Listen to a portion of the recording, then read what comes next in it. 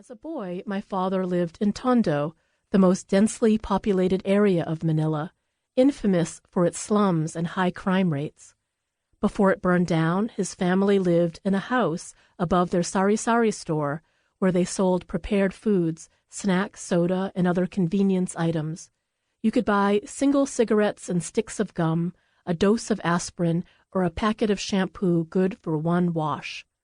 When he shared stories about his childhood, my American sensibilities were always shocked. One day, a street dog followed him home and joined the other dogs already living in his family's yard. The dogs didn't have names. They were all called aso, dog. Our dogs were not for petting, my father explained. They were low-tech burglar alarms and garbage disposals. But this dog was special. Totoy named his dog Lucky, after Lucky Strikes. This detail still astounds me. At 8 years old, my father had a favorite brand of cigarettes. Totoy threw sticks, and Lucky would fetch them.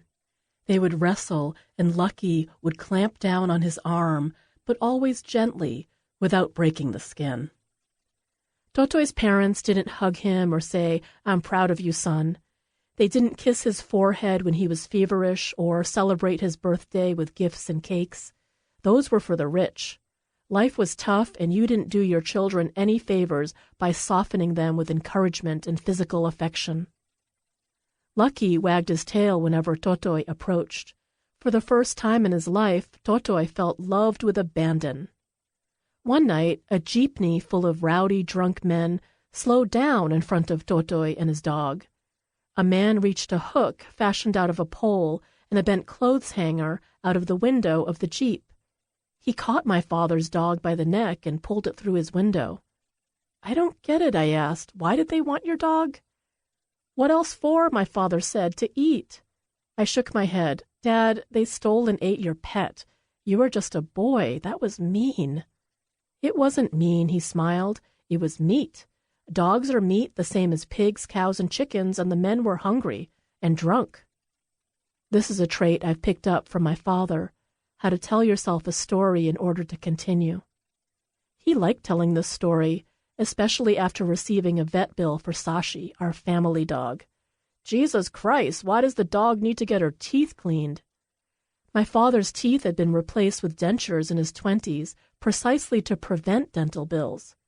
He'd warn, "Be prepared. If this dog ever gets seriously ill, that's it. She's not having surgery or cancer treatments or diabetes shots. She's a dog, for God's sake." I'd sometimes hear my parents fight about Sashi's expenses. She required specialty food, venison, for sensitive skin, and didn't even sleep in her monogrammed beds from LL Bean. "Sashi is part of the family," my mother would say. My mother's devotion to Sashi was surprising considering her tendency towards germophobia. She is a woman who, when we were children, brought her own cleaning supplies to motel rooms so she could clean the bathroom before we used it. To this day, she carries hand sanitizers, cleaning wipes, and even toilet seat covers in her purse.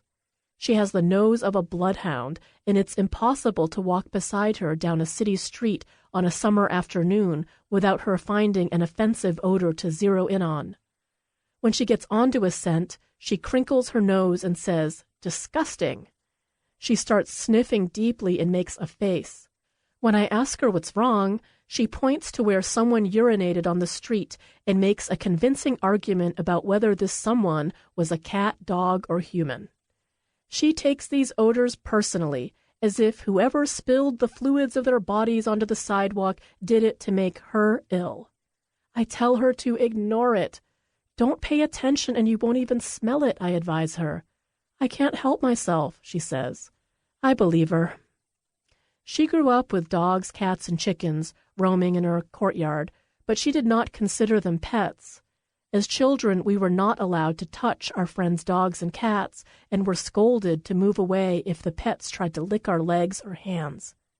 My mother said they were full of bacteria, but when Sashi joined our family, she ate from our fingers and licked our faces.